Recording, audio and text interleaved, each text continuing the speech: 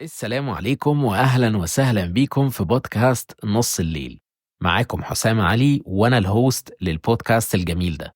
وفي البودكاست ده بنتكلم فيه عن مواضيع ومواقف مختلفة ممكن نكون بنمر بيها في شغلنا، مع صحابنا أو في البيت. وهتلاقوا حاجات كتير أوي مشتركة ما بيننا لما نتكلم في الحاجات دي في كل حلقة.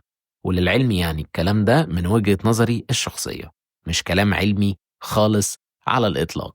فيلا بينا نشوف حلقة النهاردة هنتكلم فيها عن إيه. أهلا أهلا يا حبايب، إزيكم؟ عاملين إيه؟ كويسين؟ يا رب تكونوا دايما بخير وكويسين وبسلام وبصحة.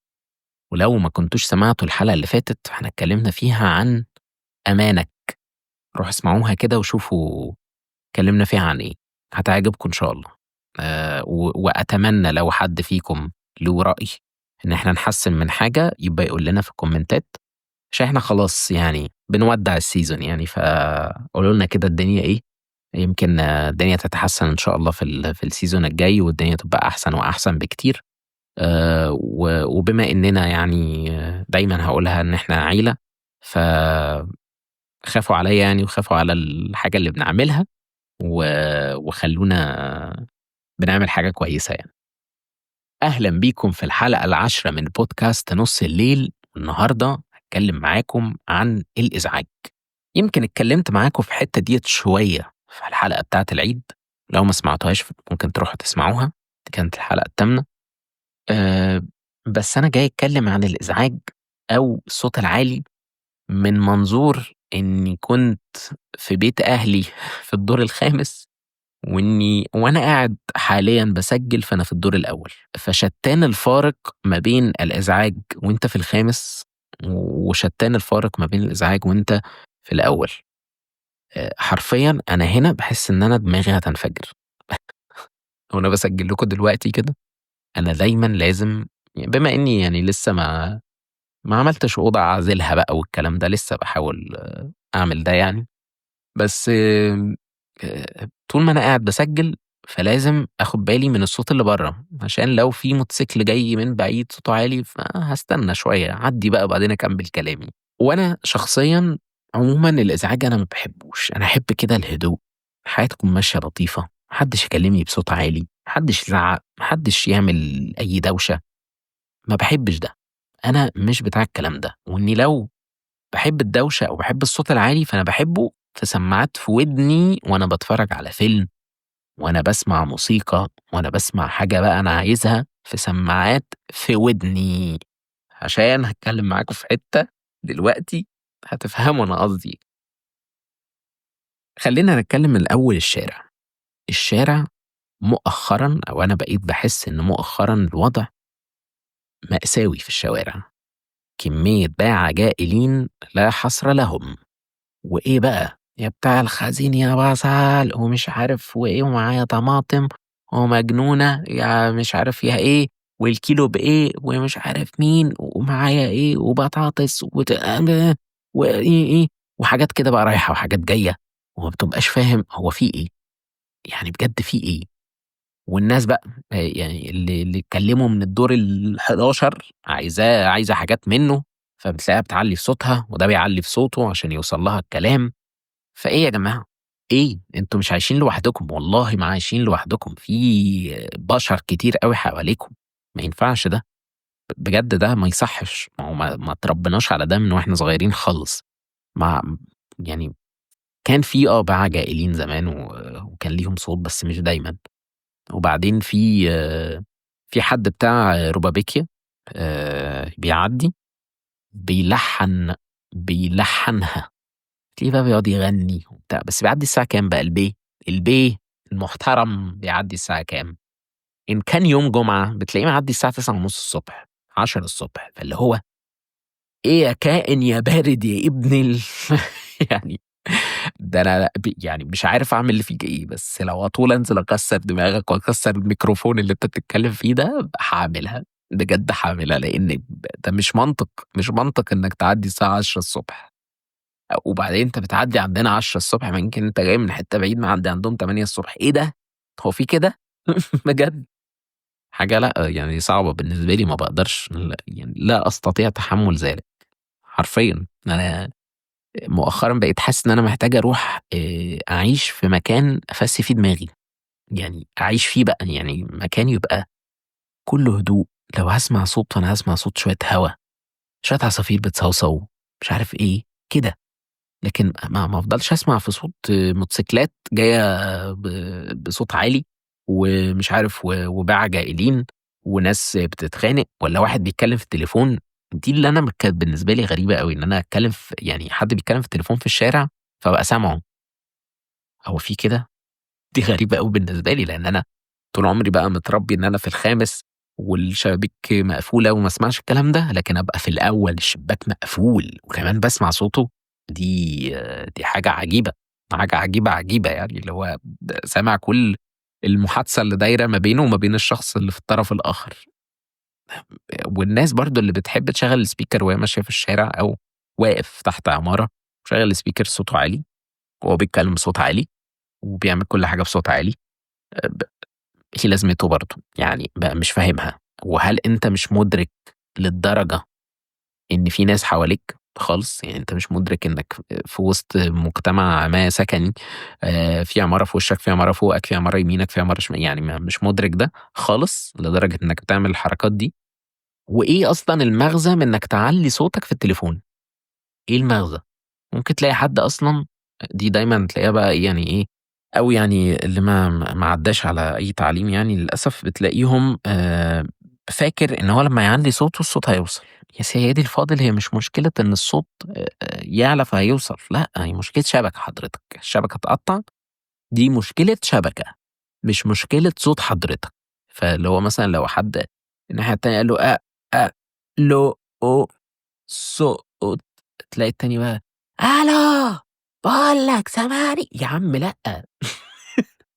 مش كده والله، والله ما كده خالص، خالص. أنت هتكلمه عادي والصوت إن شاء الله لو الشبكة اتحسنت هتوصل له عادي، لكن لو أنت علّيته ده مش هيخوّف الشبكة فهتتحسن مثلًا، لأ، لأ. إطلاقًا. أنت هتتعامل عادي وهتكمّل عادي، بس روح بس اتحرّك شوية، روح في حتّة فيها شبكة بتاع، تلاقي الدنيا لطيفة. تمام. ده إن ما كنتش تعرف أنت المعلومة دي، يعني أديني قُلت لك على معلومة حلوة وجميلة ولطيفة. لكن إنك تعلّي صوتك بقى ظنًا منّك إن الصوت هيوصل له حتى لو الشبكة ضايعة، فلأ بقى أنت مش يعني زي الناس اللي في سنترالات زمان كده لمّا كانوا يروحوا سنترال عشان يتكلموا، فتلاقي الكباين كلّها أصواتها داخلة في بعض وبتاع. برضه ده ما كانش ليه أي علاقة بإنك تعلّي صوتك خالص برضه. آآ إلا لو أنت يعني بتزعّق في التليفون فهاتقبّل ده شوية عشان أنت متنرفز أو حاجة، وما باحبش حتّة خُدوم بالصوت. يعني أمّا تيجي لي كده مثلًا في شغلي ويحصل مشكلة، وأنت كشخص أنت فاكر إنّك إن الزبون دايمًا على حق واخد الحتّة دي، فلا، لا، لأ، الزبون المحترم دايمًا على حق، فطول ما أنت محترم هاحبك وهاشيلك على راسي، لكن هتعلّي صوتك أنا ما باحبش حتّة خُدوم بالصوت. تلاقيني باتكلّم معاك بكل برود، ما باعملكش اللي أنت عايزه خالص ولا أي حاجة. تبقى محترم، هاحطك في نِن عيني من جوّه، واحاول أساعدك بأكتر من طاقتي، إن شاء الله حتى أطلّع فلوس من جيبي، ما عنديش فيها مشكلة. لكن هتقِل في أدبك، أنا أقدر أقِل في أدبي بس ما باحبش أعملها. وأقدر أهزّقك واخلّيك كده مبلول في وسط هدومك ووسط أهلك اللي أنت حواليهم وفارد صوتك عليّا في وسطهم، بس ما باحبش أعمل ده خالص. واتعلّمت مؤخرًا إن لو حد رجل كبير في وسط يعني داخل ومعاه مراته وعياله، طول ما يعني الموضوع مقدور إن هو يتلَم، هنلِمّه، لكن مش هيتلَم هالِمّه هو شخصيًا، الشخص ده نَفْسه هيتلَم، يعني ما عادي، عادي خالص. والحمد لله الواحد يعني بقى له فترة كبيرة ما عملش أي مشاكل مع أي حد الحمد لله. والحمد لله إن أنا في مكان أقدر إن أنا عادي بمكالمة بسيطة يا أمن تعالوا خدوا الناس دي، بس وخلاص. مش هادخل في جدال ونقاش كبير وبتاع، إطلاقًا. لو أنت كنت محترم كان اتعمل لك اللي أنت عايزه. فهارجع وأقولها، الزبون المحترم دائمًا على حق، لكن مش الزبون عمومًا دايمًا على حق، لإن اللي قليل الأدب هياخد فوق دماغه، فوق دماغ أمه. من الآخر. فما تحاولش، ما تحاولش بقى تفتكر إنك الجعجعة بقى والصوت العالي وهدوم بالصوت دي بتيجي مع ناس يعني لأ. أولًا أنا واحد منهم، لأ ما بتجيش معايا خالص. نيجي لنقطة تانية. آآ ألا وهي إنك تكون في احتفال ما، سواء فرح، خطوبة، كتب كتاب، أيًا يكن، وتلاقي الأغاني شغالة بصوت عالي أوي، عالي أوي، فتلاقي موبايلك بيقول لك أنت في مكان معدّي ال90 ديسيبل، فأنت تقول له بس لو فضلت، هيقول لك لو فضلت في المكان ده أكتر من نُص ساعة ودانك ممكن يحصل فيها مشكلة، والله عارف، لإن أنا حاسس إن أنا جوّه السماعة، يعني حاسس إن الصوت بيطلع داخل في الطبلة. ليه نعلّي الصوت أوي كده؟ ما إحنا كلنا هنسمعه بس على قد اللي نقدر عليه، وما يكونش مأثّر علينا، فتقعد بقى أنت عشان تقول لحد جنبك على حاجة، باقول لك إيه، وتعلّي صوتك فزورك يبوظ وودنك تبوظ، تبقى طالع من الفرح يا عيني حالتك مأساوية، لإنك خلاص عملت كل اللي تقدر عليه وشدّيت في أحبالك الصوتية وزورك عمل وودنك باظت، وواحد برضه بيزعّق في ودنك تاني جنبك عمّال يملّيك حاجة والّا يقول لك أي حاجة. إيه كل ده؟ ليه كده؟ إيه اللي وصّلنا لكده بس يا رب؟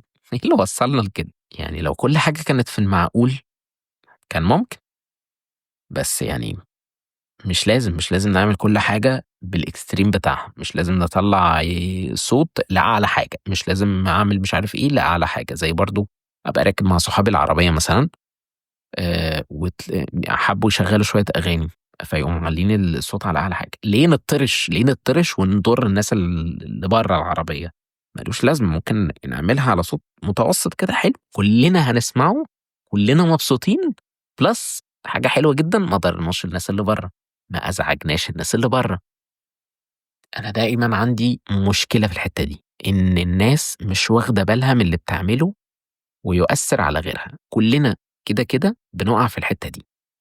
بس على قدر الإمكان لو أنت حطيت نفسك مكان الشخص التاني، في حاجات كتير أوي هتكنسلها أنت كان ممكن تعملها، يعني الحاجات في الطبيعي أنت ممكن تكون كنت بتعملها، هتلاقي نفسك لو حطيت نفسك مكان الشخص التاني هتكنسلها في ساعتها، في وقتها، مش هتعملها، لإن آآ لو أنت مثلًا في بيتك وعايز تنام وراجع من مثلًا من shift يا عم 24 ساعة، وراجع الصبح الساعة 8:00 وفجأة أول ما رجعت لقيت جارك اللي في الشقة اللي جنبكم مشغّل أغاني عشان فرحان ببنته اللي خطوبتها النهارده، فمشغّل أغاني من الساعة 9:00 فسيادتك مش هتعرف تنام لحد بالليل وعندك shift تاني بالليل. عارف بقى لو جارك ده كان حطّك أنت مكانه، كان إيه اللي حصل؟ ما كانش هيعمل ده. أولًا ما كانش هيشغّلها من 9:00 ثانيًا أيًا يكن إيه اللي كان هيشغّله، كان هيشغّله على صوت واطي هم يقدروا يسمعوه في حدود بيتهم، ما يأثّرش على غيرهم. يعني مش عارف هل ده كل ما نعلّي الصوت ده معناه إن أنا فرحان أكتر؟ مش حاسسها، يعني بقى فرحتي هتبان من تصرفاتي وريأكشناتي وحاجتي، لكن مش معنى إن أنا أعلّي صوت حاجة إن أنا فرحان خالص، وما باحبش إن دي نقطة ممكن تقتل ناس كتيرة أوي، ما باحبش الحاجات في العربيات أو في الميكانيكا عمومًا يعني اللي هي عربيات بقى، موتوسيكلات، أيًا يكن إيه هي، ما باحبش الحاجات اللي صوتها عالي. صوت الexhaust العالي أوي ده ما باحبوش، يعني أنا مُدرك إن أنا لو جوّه العربية ممكن أحبه، مُدرك ده، بس مش مُدركه طول ما أنت بتعمله في شارع ضيّق جدًا، معدّي في وسط حاجة يعني حتّة سكنية، وبتعمله مثلًا الساعة 00:00 ما لن أدركه، يعني هادعي عليك وهادعي على اللي جاب لك العربية وهادعي على اللي عمل لك الصوت ده، وطول ما الصوت مش stock بتحسّه نشاز كده، يعني باحس إن الصوت طالما هو مش حاجة طالعة من المصنع، يعني العربية ديّة صوتها كده طالع من المصنع بالشكل ده، باحسّه هو حاجة نشاز، اللي أنت معدّله ده حد متخلّف عقليًا معدّلها لك تعديلة متخلّفة، أنا ما بافهمش فيهم يعني الحاجات ديّة أوي، بس باحس كده إن طالما الحاجة ديّة مش stock طالعة من المصنع بالشكل ده، فهي في الغالب بتكون حاجة أستغفر الله العلي العظيم يعني. يعني عارف أنت حُط نَفْسك بس ولو للحظة مكان غيرك، صدّقني هتبطّل تعمل حاجات كتير أوي، حاجات كتيرة أوي يعني. وعارفين في نقطة كده مهمة برضه، لمّا تبقى قاعد في كافيه مثلًا، الكافيه ده عادته مثلًا إن هو يشغّل أغاني بسيطة وهادية وبتاع، بس لمّا العدد بيكبر فجأة تلاقي عادته البسيطة الهادية عَلّى الصوت، فتلاقي نَفْسك عمّال تتكلّم بصوت أعلى، فتلاقيه راح معلّي الصوت، وأنت تتكلّم بصوت أعلى، يقوم معلّي الصوت، فأنتم تفضلوا بقى كده إيه، عمّالين كل واحد ياخد سلِّمة أزيد من التاني شوية، فبرضه هيحصل فيك زي ما كان بيحصل في الفرح، ودنك تبوظ، زورك يعمل، أحبالك الصوتية كلّها بحالتها صعبة متخرتقة، فبرضه إيه لازمته؟ يعني خلّي الدنيا هادية وبسيطة، نتكلّم بهدوء. الناس بقى اللي مش مُدركة للمساحات الشخصية أو إنّك تتكلّم بصوت واطي عمومًا في المواصلات العامة، تلاقي حد بيتكلّم بصوت بشع لو بيتكلّم في التليفون. لو اتكلمت معاه بصوت واطي أولًا هتسمعك، تاني هنرجع نقول نفس حتّة الشبكة، ومش هيحصل أي حاجة ومش هتضر اللي حواليك، يعني حاول برضه بقدر الإمكان ما تتكلمش في المواصلات العامة. النقطة بقى اللي أنا كنت باقولها لكم في الأول، حتّة إن أنا أبقى مشغّل حاجة في ودني ومعلّي الصوت على آخره، دي ما عنديش فيها أي مشكلة، هاضر نفسي، هاضر طبلة ودني بس مش هاضر غيري، ما حدش له دعوة بيها، تمام؟ فلمّا أبقى راكب في قطر أو في أي مواصلة عامة ما ينفعش، ما ينفعش، ما ينفعش أبقى مشغّل الموبايل من غير سماعات ومعلّي الصوت، عشان أتفرّج على فيلم أو أتفرّج على فيديو، أتفرّج على أي حاجة، أيًا يكن إيه هو اللي أنا هاعمله، ما ينفعش إن أنا أعمل ده، لإن فعلًا الناس بقت أغلبهم، لأ بصراحة مش أغلبهم، هو يعني أغلب الناس كويسة، بس قِلّة قليلة يعني من وسطهم بقوا مستفزين جدًا في الحتّة دي. تلاقي واحد عربية قطر مثلًا فيها حاجة و60 كرسي والّا حاجة و50 كرسي، واحد في نُص العربية معلّي الصوت على آخره مكدّر حاجة و50 شخص غيره، طب وإيه لازمته حبيبي؟ وممكن تلاقي معاه سماعة. في مرّة حد كنت شايف فيديو من قريب بس مش فاكر كان إيه يعني، بس فاكر سياق الفيديو بيقول أنا في مرّة كنت في مواصلة تقريبًا وحد مشغّل حاجة بصوت عالي، بادّي له سماعاتي من باب يعني إن هو يريّحنا ويريّح الناس اللي حواليه، بادّي له سماعاتي باقول له شغّلها عشان تبقى سامع يعني كويس وما تأثّرش على اللي حواليك، حلو لا ما أنا معايا سماعة. بجد دي بالنسبة لي ممكن تبقى جلطة تتكوّن كده بالراحة، يعني ومش عارف هيبقى إيه تصرُّفي وقتها، بس اللي هو يخرب بيت برودك، يخرب بيت أبو برودك يا أخي، يعني معاك سماعة ومكدّر كل الناس اللي حواليك دي، إيه ده؟ إيه البرود ده؟ يخرب بيت أبوك، يخرب بيت كده يا أخي، إيه ده؟ إيه ده بجد؟ إيه الدماغ دي؟ دي دماغ إيه؟ يعني أنت شارب إيه والّا ضارب إيه والّا إيه ظروفك بالضبط فهّمني؟ لا، لا، لا، لا، لأ، لأ بجد، بس الفيديو ده لمّا هو قال كده الراجل نَفْسه قال لك أنا اتصدمت وأنا شخصيًا برضه اللي باسمع اتصدمت، إيه ده؟ هو في كده يعني ده كان هيبقى الموضوع أهون لي لو أنت معاكش سماعة، وإنك مثلًا رافض تاخد السماعة علشان مثلًا بتقرف، هابقى متقبّل ده شوية، بس في نَفْس الوقت هاقول لك لأ اقفل بقى يعني ما تكدّرنيش برضه، يعني ما ابقاش قاعد جنبك متكدّر. في أوقات أصلًا في أوقات أبقى حاطط السماعات في ودني ومشغّل noise cancellation وسامع صوت جاي من برّه، متخيّل؟ يعني متخيّل الموقف واصل بينا لفين؟ بشع، يعني ناس فعلًا لا، لا، لأ، دول برضه لو حطّوا نَفْسهم مكان الناس التانية مش هيعملوا ده إطلاقًا، عمرهم ما هيعملوا ده. وأنا عشان اتحطّيت في موقف زي ده برضه من حد، عمري ما هافكّر أعمل ده في مرّة، حتى لو معييش سماعة وحتى لو عايز أسمع حاجة للضرورة القصوى، بُص عمري ما هافكّر أعمل ده. كده، لإن خلاص أنا اتأذيت من ده، فعمري ما هافكّر أأذي غيري بنفس الشكل ده إطلاقًا. لا، لا، في ناس صعبة، في ناس صعبة فعلًا يعني. لو أنت يعني من الشخصيات اللي بتعمل ده وهي مش واخدة بالها، فأتمنى تاخد بالك، أتمنى. لو أنت مش من الشخصيات دي، فأتمنى برضه تخلّي غيرك ياخد باله. يعني لو لقيت حد بيعمل كده قُل له بعد إذن سيادتك يا فندم بكل الاحترام وأدب، عشان يعني لو فيما بعد هو كان قليل الأدب ادّي له فوق دماغه، بس يعني خلّيك من الأول كده محترم وبكل أدب وأريحية، بعد إذنك وطّي الصوت خالص أو اقفل اللي أنت بتعمله ده علشان كلّنا منزعجين. قال لك بقى أنا براحتي، أنا مش عارف إيه، ابتدى تبجح، اتصرّف أنت بقى، أنت ويعني إيه، وريأكشنك وقتها. قررت بقى كنت في قطر مثلًا فقررت تشتكي الشرطة اللي بتبقى موجودة في القطر برضه أنت حُر، يعني اعمل كل اللي أنت عايزه، المهم إن أنت إيه، يعني تكون في الأول وفي الآخر سليم وآمن، يعني ما تدخلش في حتّة إنّك تتضرب أو تفضلوا تضربوا أو حاجة من الحاجات اللي زي ديّة يعني. وأتمنى بجد، أتمنى من كل قلبي الناس تاخد بالها من تصرفاتها ومن صوتها، يا ريت، يا ريت يعني ده شيء أتمناه من كل قلبي بجد والله. يعني شكرًا ليكم، وشكرًا لاستماعكم، وإلى هنا تنتهي حلقتنا اليوم في بودكاست نُص الليل، وأشوفكم في الحلقات الجاية إن شاء الله، وأشوفكم على خير. سلام يا حبايبي.